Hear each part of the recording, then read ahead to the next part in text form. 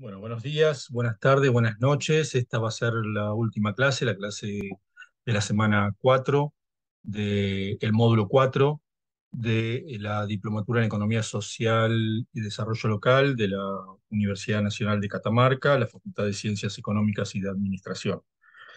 Esta semana lo que vamos a ver es cerrar un poco todo lo que estamos viendo con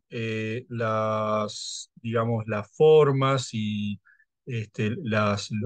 algunos proyectos posibles de economía social y solidaria, algunos proyectos digamos, algunas ideas sobre formas, herramientas que pueden tener las políticas públicas de apoyo a la economía social y solidaria, qué entendemos como por apoyo a la economía social y solidaria.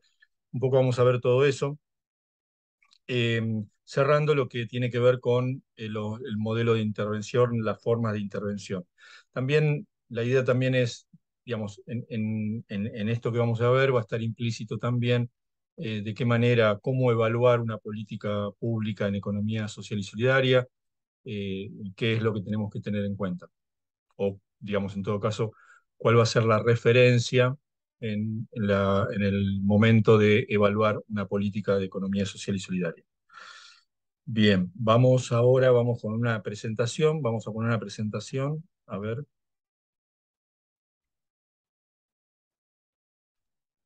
Bueno, lo primero que ya dijimos es que, digamos, como propósito a largo plazo de cualquier política, y como también como criterio de evaluación en relación al impacto de una política pública o de un proyecto, sea público o privado, vinculado a la economía social y solidaria, lo que proponemos es la necesidad de generar, digamos, una política que ponga límites éticos al avance de la mercantilización del subsistema de economía del capital, o sea, esto de que todo puede ser comprado, todo puede ser vendido, todo es mercancía. Y por otro lado, límites democráticos también al clientelismo político, que es una forma también de mercantilización. Esto ya lo vimos, no vamos a abundar en esto, pero esto es como propósito a largo plazo, como criterio de impacto de una política pública o de una política o de un proyecto de economía social y solidaria. Bien, para avanzar un poquito más tenemos que ver de dónde partimos cuando nosotros miramos la realidad. Entonces vamos a hacer un breve resumen de por qué nos pasa lo que nos pasa. En todo caso, poder analizar eh, de dónde surge, por qué surge esta explosión de la economía popular, lo que ahora llamamos economía popular. Antes también, digamos, fines de los 80 también hablábamos de economía popular, digamos, hablábamos de economía solidaria, posteriormente empezamos a hablar de economía social, precisamente cuando digamos, economía social antes se refería solamente a las formas tradicionales del cooperativismo y el mutualismo. Eh, ahora hablamos de economía social en general, de economía social y solidaria, pero digo, esta explosión de economía popular, esta explosión digamos, de lo que podemos llamar, nosotros llamamos emprendimientos populares mercantiles autónomos, eh,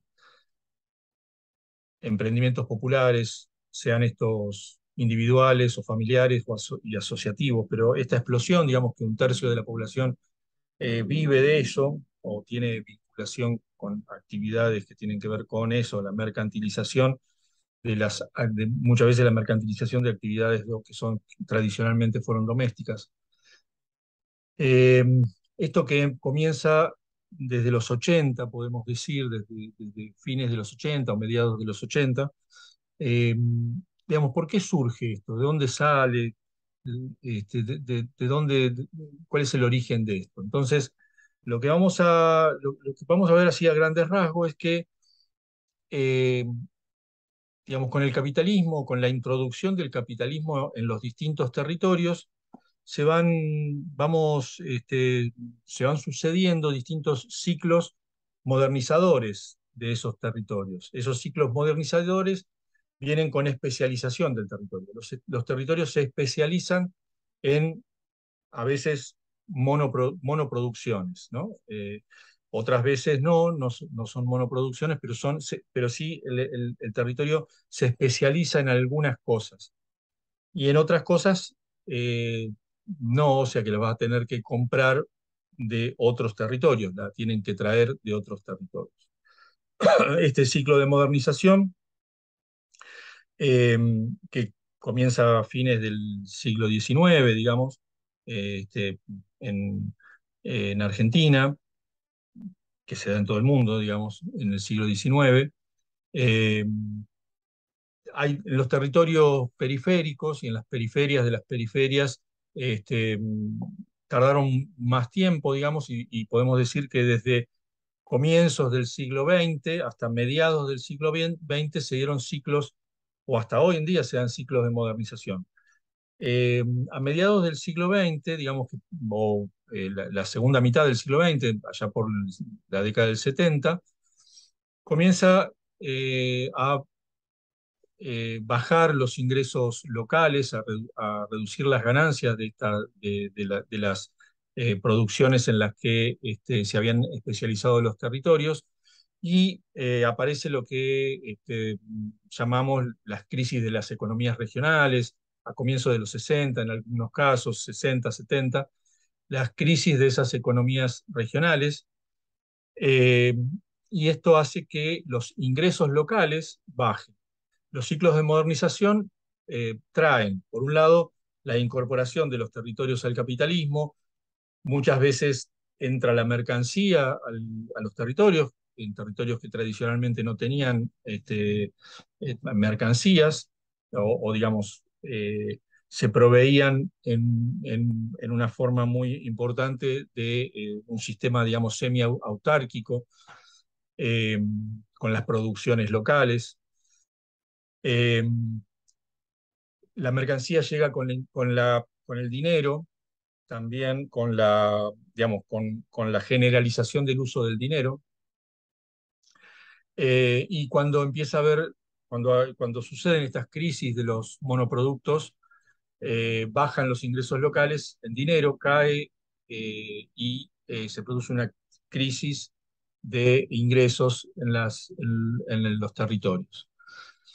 Esto se acentúa sí, se acentúa de alguna manera porque en el periodo anterior, en los ciclos de modernizadores, cuando hablamos de ciclos modernizadores, podemos hablar en Catamarca, por ejemplo, en el oeste, el ciclo de la vid, sucesivos ciclos, ¿no? O sea, la colonia trajo los ciclos de la producción de ganado y de animales mulares para las minas de Potosí y otras minas en Chile. Este, Posteriormente el ferrocarril trae otro ciclo de modernización, con la migración de obrajeros al norte, a la zafra de Salta y de Jujuy. Eh, este, es- eh, y luego del ferrocarril viene el ciclo tardío, digamos, de la vid, de la uva. Todos esos fueron ciclos modernizadores que entran en crisis en la década del 70, digamos, el ciclo de la uva entra en crisis en la década del 70. eh, Bajan los ingresos locales, pero a su vez también estos se vio eh, digamos, la crisis se vio acrecentada por la pérdida de los medios y capacidades de producción de los sectores populares, de las localidades. Hay una pérdida de capacidad productiva popular, una pérdida de capacidad productiva local. eh, Se abandonaron formas tradicionales de producción, incluso se retrocede mucho la producción de ganado. Este, y suceden crisis cada vez más profundas que producen incluso también, uno de los efectos son las migraciones de trabajadoras, trabajadores, sobre todo varones, trabajadores a, al petróleo en el oeste y en todo Catamarca, digamos, las migraciones a Caleta Olivia. Esto se da por la crisis de la economía regional, pero además también, bueno, todos los ciclos modernizadores. Los varones al petróleo, las mujeres como al empleo doméstico en las ciudades, en las grandes ciudades o en Catamarca. Eh, Esto se acentúa y trae como consecuencia el aumento de desocupación, la precariedad laboral. Los municipios son los primeros que dan cuenta de esto. La gente le va a pedir trabajo al intendente, este, y el Estado se hace cargo con asistencialización de el trabajo, de la generación de trabajo y de la generación de ingresos. No vamos a abundar en esto, pero podemos, pero digamos, es un proceso que comienza en la década del 80, eh, y como consecuencia de todo esto nacen nuevos emprendimientos populares, lo que podemos decir que las familias sacan al mercado aquellas producciones que tradicionalmente eran domésticas, como básicamente la producción de alimentos, la producción de indumentaria, la construcción de viviendas, todo lo que ahora llamamos oficios populares fueron tradicionalmente oficios que estaban, digamos, que en los sectores populares se producía dentro de la unidad doméstica, o bien dentro de una comunidad.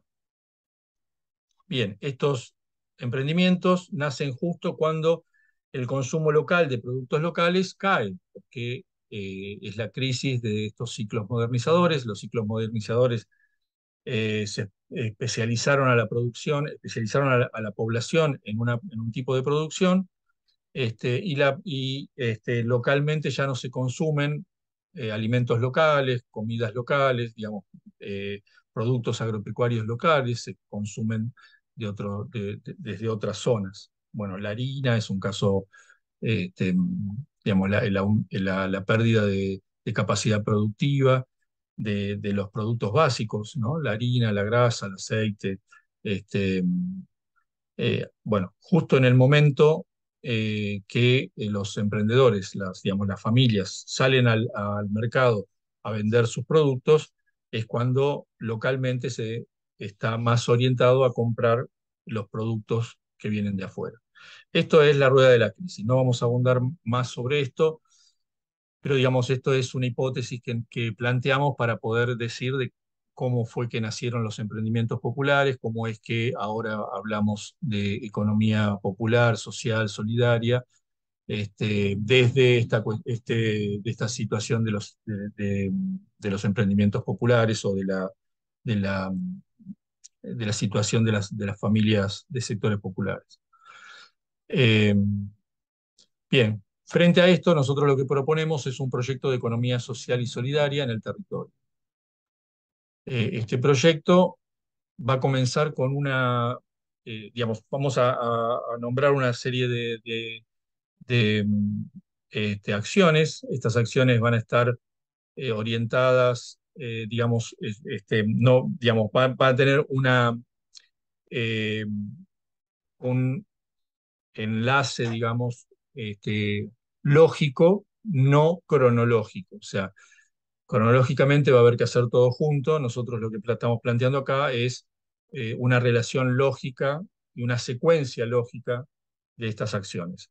En primer lugar, lo que planteamos, y esto, bueno, Coraje lo plantea muy fuerte y otros también, la necesidad de mantenerse activos, ¿no? De producir, trabajar, practicar. French Davis también plantea que es imposible mejorar la productividad si no se produce. O sea, eso es algo básico. O sea, lo que necesitamos es producir, trabajar, practicar, que nadie baje los brazos. Eh, Ese es el lema central de este primer punto. El segundo punto es apropiarse de recursos. Hay una pérdida de capacidades productivas que está, primero, se basa en las pérdidas de recursos productivos.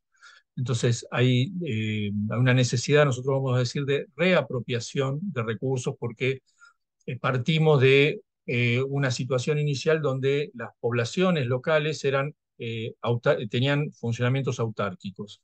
Es decir, había una economía autárquica, una economía que se autoabastecía, incluso que abastecía, por ejemplo, en el oeste, a 6 veces más población que la que vive hoy. Por lo tanto, hablamos de una reapropiación de recursos productivos eh, y bueno, vamos a estar proponiendo, después vamos a ir avanzando sobre esto, pero la necesidad eh, digamos, por un lado, de proveer máquinas, equipos, de proveer, pero fundamentalmente de proveer instalaciones, ¿no? Eh, Tierra, techo, o sea, fundamental para que pueda funcionar cualquier unidad económica, unidad productiva. La necesidad de reapropiación de tierra, de reapropiación legítima, estamos hablando de formas legítimas. Hay experiencias muy importantes que constituyen formas legítimas. Entre ellas podemos hablar de las empresas recuperadas por sus trabajadores frente a la crisis digamos, eh, al abandono de los medios de producción de los empresarios. Los trabajadores se hicieron cargo de las fábricas, de las máquinas, de las deudas incluso, y las pusieron a trabajar. Ese es un caso paradigmático, digamos, y Argentina es un caso muy, digamos, los más importantes en el mundo, de reapropiación de recursos productivos por parte de sectores populares. El tercer punto es recuperar capacidades productivas. Lo que decimos es, no nos gusta plantearlo en términos de capacitarse, porque suena a que la gente no tiene capacidades. En realidad lo que planteamos es la necesidad de recuperar, y podríamos hablar de regenerar capacidades productivas. Las capacidades productivas se perdieron porque la especialización del territorio hizo que la mano de obra local, la fuerza de trabajo local, se oriente y aprenda, digamos, y este, determinadas producciones que no son las que digamos, en las que es importante desarrollarse. Planteamos como muy importante desarrollar la producción de alimentos locales, pero hay muchas otras cosas que se deberían recuperar como capacidades, como saberes, pero además también saberes y capacidades que tienen que ver, ya lo vamos a ver más adelante, con las tecnologías blandas, con habilidades y capacidades de gestión, de habilidades y capacidades para hacer lo que antes era algo común, que era el trueque, este, el cambalache, o sea, la comercialización, digamos, era algo muy común. eh, y bueno, y hoy se ha perdido en muchos casos. En cuarto lugar, proponemos legitimar la producción local y acá estamos hablando de dos cuestiones importantes. Hay una primera cuestión que tiene que ver con que la mano de obra local, la capacidad de producción local, la fuerza de trabajo o la capacidad de trabajo local muchas veces está mal vista. eh, digamos, en todos los diagnósticos de Catamarca surge de que la mano de obra es tiene baja calificación. Eh, por un lado, legitimarlo como, digamos, en el sentido, no es solo capacitar, sino además eh, un fuerte trabajo político de comunicación de las capacidades reales que tiene la población, que son muchas. Digamos, recuperar el orgullo del trabajo local, del trabajo de las y los catamarqueños. Es una cuestión política, una cuestión de comunicación y política. Y por otro lado también, legitimar la producción local significa darle seguridad, darles garantías a las trabajadoras y los trabajadores. Eh, Recomponer nuevos sistemas de seguridad, alcanzar a nuevos sistemas de seguridad con las nuevas formas los nuevos actores que están presentes hoy en el contexto, digamos, laboral. Sobre todo, bueno, las posibilidades de las unidades económicas asociativas y las formas de seguridad social de esa de esas, digamos, de esos actores. Es algo que hay que trabajar mucho en eso y desde el Estado y desde las políticas públicas hay mucho para hacer en eso. Después también proponemos construir otros mercados, o sea, los mercados que nosotros conocemos, el mercado como es hoy, son mercados que excluyen y que concentran. Entonces proponemos construir otros mercados, mercados que incluyan y mercados que distribuyan, digamos, que circulen y que distribuyan el resultado de la producción, que sean más eficientes en eso. Hoy los mercados no sirven para distribuir, es decir, para otorgarle a cada uno una parte proporcional del producto. Entonces necesitamos construir otros mercados que mejoren la circulación y mejoren también la distribución. Acá hay mucho para hacer. También, bueno, recomponer, por ejemplo, los circuitos de alimentos locales. O sea, creemos que es algo estratégico y central recomponer los circuitos de producción de alimentos locales. Eh, Recomponer también estos circuitos con, digamos, digamos, estudiando toda la cadena de producción y consumo de los alimentos, y rompiendo con monopolios y con eh, las, eh, las empresas que han concentrado los eslabones más importantes de estas cadenas. Por lo tanto, también estamos hablando de digamos, de volver, digamos, a una producción agroecológica que no es más que reducir los costos los costos, los insumos, reducir el costo de insumos externos, diversificar la producción y escalonar los productos, de tal manera de poder proveer mejor a una población local.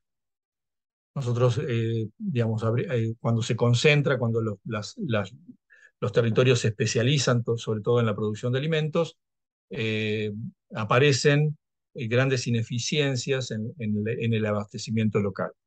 Este, Nosotros lo que proponemos es mejorar la eficiencia del abastecimiento local con producción local.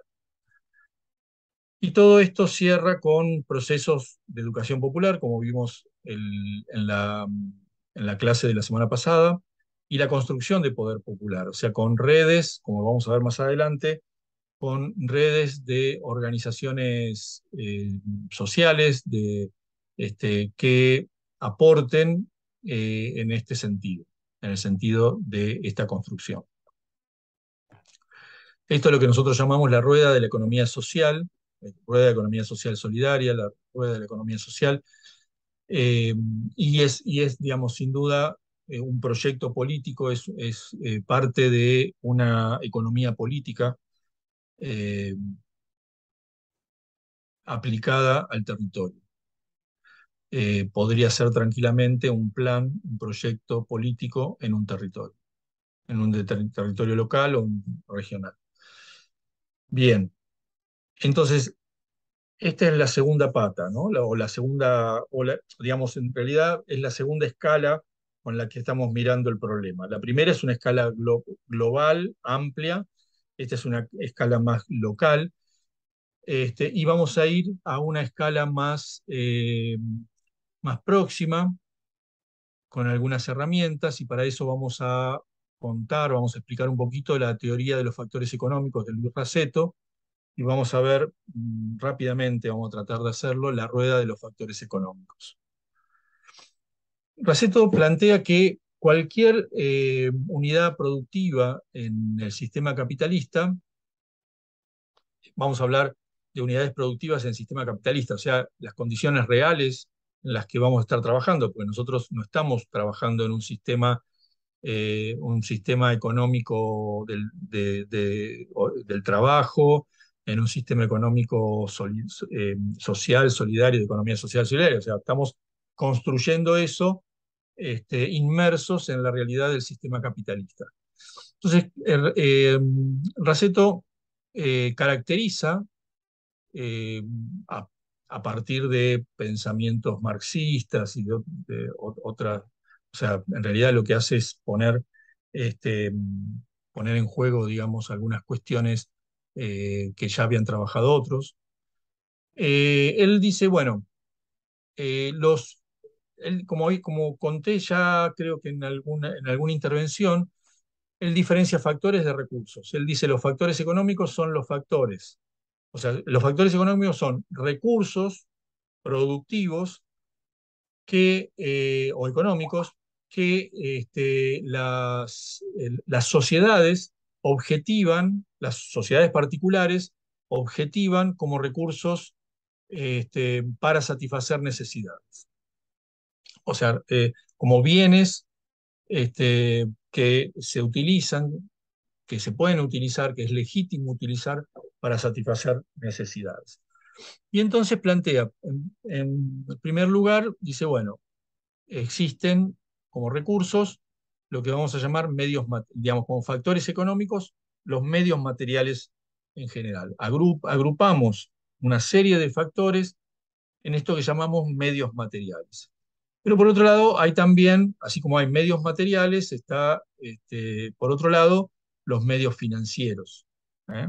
Que de alguna manera son representaciones de medios materiales. Podrían llegar a ser representaciones de medios materiales. Por otro lado, también aparece la fuerza de trabajo como factor económico. O sea, vamos a llamar fuerza de trabajo, pero podría ser capacidad de trabajo. En el sistema capitalista, vamos a decir, la fuerza de trabajo es el trabajo abstracto que se compra y se vende, ¿eh? Entonces está la fuerza de trabajo, pero también, como dice también Marx, no puede haber producción si no hay cooperación de los trabajadores y las trabajadoras. También va a estar la cooperación, también la cooperación es un factor económico. Esto en particular, Raceto lo llama el factor C, porque hay un montón de palabras que comienzan con el prefijo co, que tienen que ver con esto de compartir, cooperar, colaborar, todas con el prefijo co. Por eso dice, es el factor C para Raceto. Por otro lado, aparece otro factor que es la tecnología. La tecnología, Raceto no la ve como una función de los factores de producción, sino que la ve como un factor más, un factor de producción más. Y no solo eso, sino que además aparece otro factor que es la gestión. O sea, aparece tecnología y gestión como factores económicos particulares que tienen que ver con saberes y con toma de decisiones, formas de tomar decisión. Todo esto, Raceto, lo que nosotros podemos ponerlo dentro de lo que llamamos la rueda de los factores económicos. Y acá Raceto hace un primer planteo que es, hay una primera cuestión en un sistema capitalista donde es la economía del partir, ¿no? O sea, cuando hablábamos de economía de partir, bueno, el sistema capitalista se basa en la especialización de los factores y en la división del trabajo. Por lo tanto, aparecen estos factores objetivados, diferenciados. Y dice, hay una primera cuestión que es la organización técnica de los factores. Es decir, yo no puedo tener una máquina y 50 trabajadores. Voy a necesitar, si cada trabajador necesita una máquina, voy a necesitar 50 máquinas. O bien voy a darle trabajo a un solo trabajador. Esto, que parece así muy obvio, Raceto lo llama la organización técnica de los factores, y es en muchos sentidos por lo que fracasan la mayoría de los proyectos, ¿no?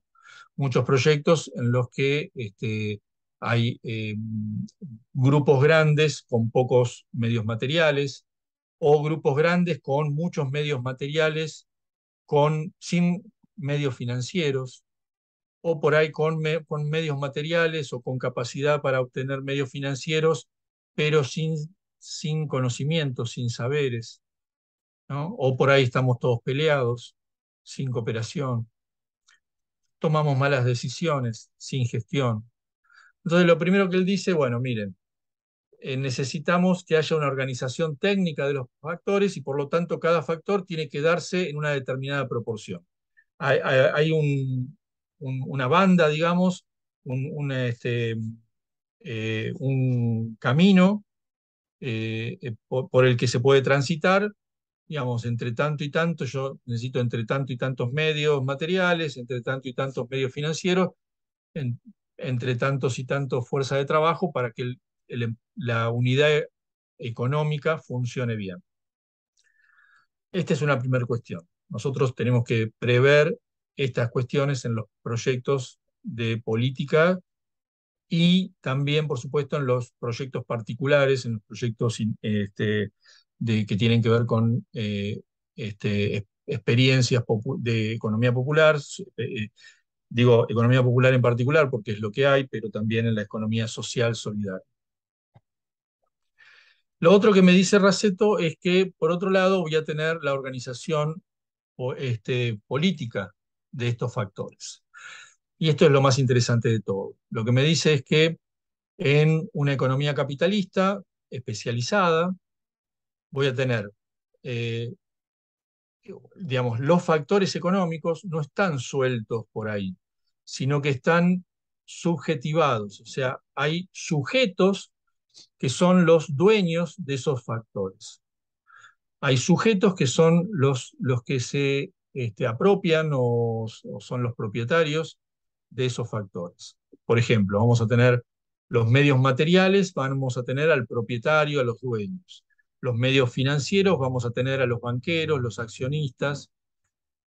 La fuerza de trabajo, voy a tener a los trabajadores, las trabajadoras. La cooperación, voy a tener a la comunidad.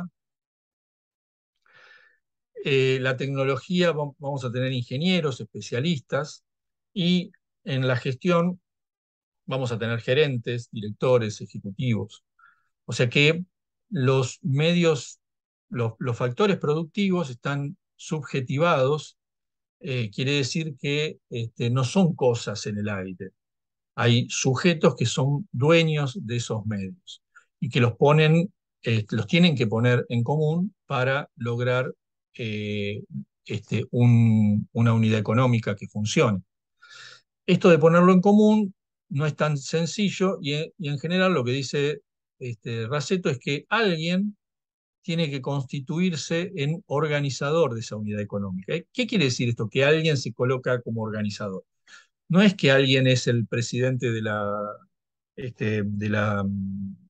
sociedad anónima, del directorio, no, significa que alguno de los factores, o sea, el sujeto dueño de alguno de los factores tiene que ponerse en el medio. Y según quien se ponga en el medio, digamos, en el centro, organizando, empujando de la rueda, según quien se ponga, va a haber distintas. La unidad económica va a tener distintos funcionamientos, y va a funcionar de distinta manera. Vamos a ver un caso cómo sería. Por ejemplo, acá tenemos un emprendimiento donde el que se pone en el centro es el propietario de los medios materiales. O sea, el que se pone en el medio tiene los medios materiales, posee los medios materiales. Acá está en el medio y tiene sus medios materiales disponibles. ¿Qué va a pasar en un sistema capitalista, ¿no? En un sistema real capitalista? Él va a tener que ir a buscar a los dueños de los otros factores para que integren sus factores en esta unidad productiva, ¿no? Entonces, a ver, primero va a ir al financista, al banquero, y le va a pedir un préstamo, ¿no? Entonces, va a pedir un préstamo y va a incorporar al emprendimiento ese capital financiero necesario para funcionar. Va a ir a los ingenieros, a los especialistas y va a contratar a algún especialista para que pueda, por ejemplo, un ingeniero agrónomo que trabaje en el emprendimiento para poder funcionar, para que ponga los criterios técnicos para funcionar. Va a ir a los trabajadores y va a contratar la fuerza de trabajo para que trabajen en el emprendimiento, en la unidad económica.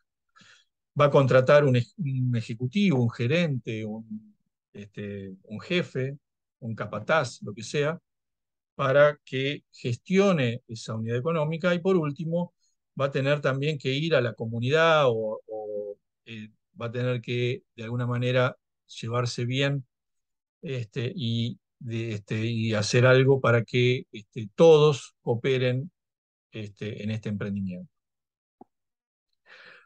Esto, digamos, que yo lo cuento así tan sencillo, no es muy sencillo. O sea, ustedes fíjense que hay sujetos que quedan afuera del emprendimiento, pero sin embargo aportan al emprendimiento.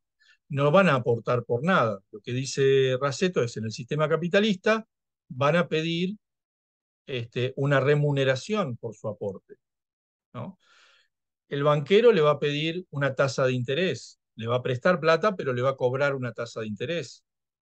El ingeniero le va a cobrar, a lo mejor le puede cobrar un precio por sus servicios, o honorarios por sus servicios, digamos, o incluso también puede necesitar comprar una patente, algunos especialistas, un canon por esa patente. A los trabajadores le van a tener que pagar un salario, le va a prometer un salario. Al gerente lo mismo, va a tener que contratarlo, que prometerle, incluso puede prometerle una participación en las ganancias. Y a la comunidad lo mismo también, va a tener que hacer esto que ahora se llama responsabilidad social empresaria, por ejemplo, pero de alguna manera va a tener que ofrecer algo para, eh, para obtener la cooperación de todos. Esto que yo lo planteo así, lo estoy planteando en el marco de una sociedad capitalista, es decir, donde todo se puede comprar y todo se puede vender, ¿no? En el marco de un sistema capitalista. Y así es como hoy funciona más o menos las cosas. Eh, digamos, ¿cuál es la consecuencia de esto? ¿Qué precio, qué tasa de interés le va a cobrar el banquero? ¿Qué precio le va a cobrar? ¿Qué honorarios le va a cobrar el ingeniero? ¿Qué salario va a querer el trabajador cobrar por esto? Y cada uno va a querer cobrar lo más posible y el dueño, el propietario, va a querer pagar lo menos posible. Entonces va a tratar de pagarle lo menos posible. ¿Para qué? Para que, para maximizar lo que plantea Raceto, lo que se plantea como objeto, ya lo venimos planteando desde el primer día, como objeto del sistema capitalista, para poder maximizar el factor que le es propio, que en este caso son los medios materiales. O sea, lo que le va a interesar a esta persona es ampliar, tener más medios materiales. En un futuro ciclo, tener cada vez más medios materiales. Raceto lo que dice es que el sujeto propietario de un factor, el objetivo que va a tener cuando lleve adelante una unidad económica, va a ser maximizar el beneficio a ese factor. Ahora bien, una economía social es una economía que está centrada en el trabajo y la cooperación. Por lo tanto, acá van a pasar dos cosas. Una primera es que va a tratar de no escindir el emprendimiento, digamos, y va a tratar de incorporar los factores de tal manera que los factores sean propios de la unidad, digamos, no tener que salir afuera a comprar factores, siempre va a tener que salir afuera a comprar algo, pero digamos, la idea es que ser dueños de los factores que, los trabajadores y la comunidad sea la dueña de los factores de producción, de que más se pueda, por un lado, para no tener que andar, digamos, no tener que ir a comprar los factores afuera y que todo se mueva según los criterios del trabajo y de la cooperación. ¿Qué quiere decir eso? Que lo que van a buscar cuando los trabajadores y la comunidad se coloquen en el medio de la rueda va a ser la maximización del recurso que les es propio, que tiene que ver con el trabajo y con la comunidad. Entonces, la idea es que es una idea maximizadora, sigue siendo una idea maximizadora, es decir, puede haber otras ideas, no estamos hablando de la reproducción ampliada de la vida en realidad, pero no importa, digo, esto es la mirada de Raceto. Lo que él dice, bueno, lo que van a buscar las familias, en realidad llega a la misma consecuencia que Coragio desde otro lugar. Él dice, lo que van a buscar las familias es más y mejor vida, lo que van a buscar los trabajadores, las trabajadoras es más y mejor vida, lo que van a buscar las comunidades es más y mejor comunidad. Eso es lo que van a estar buscando en un emprendimiento. Bueno, esto, acá tenemos el núcleo de las cuestiones sobre las que podemos trabajar cuando hablamos de una política pública en economía social y solidaria o cuando hablamos de un proyecto, no importa que sea de público, sino puede ser de una ONG, lo que sea.